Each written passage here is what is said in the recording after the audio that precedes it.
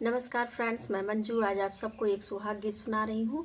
अगर ये गीत आपको पसंद आए तो आप हमारे वीडियो को अधिक से अधिक शेयर कीजिएगा, लाइक कीजिएगा, सब्सक्राइब करके बेल आइकन दबाना बिल्कुल भी मत भूलिएगा, ताकि जो भी वीडियो मैं बनाऊँ उसका नोटिफिकेशन आपको सबसे पहले मिले। और इस वीडियो को फुल वॉच करिएगा। धन्यवाद।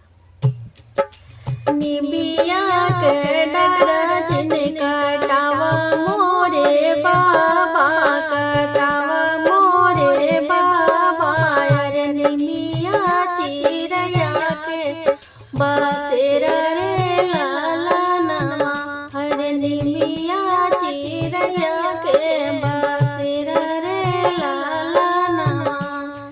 कटी जई है डरिया तो उड़ी जई है चिराई, अरे उड़ी जई है चिराई, हरी रही जई है चिराई, अकेला रे लाला नमा, हरी रही जई है चिड़िया, अकेला रे लाला नमा।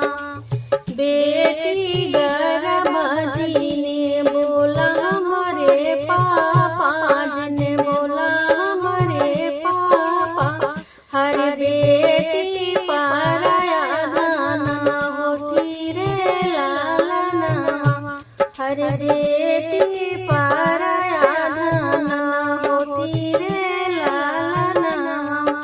चली गई है बेटी सोनिया होई है नगरी, सोनिया होई है नगरी, अरे वही जई है माया के रे लाला नमा, अरे वही जई है माया के हो लाला नमा।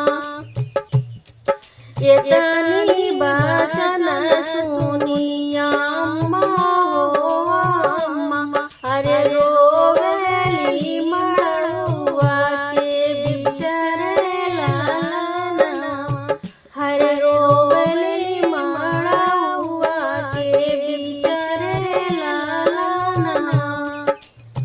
बड़ा हो जतनिया से बेटी के पाले, अरे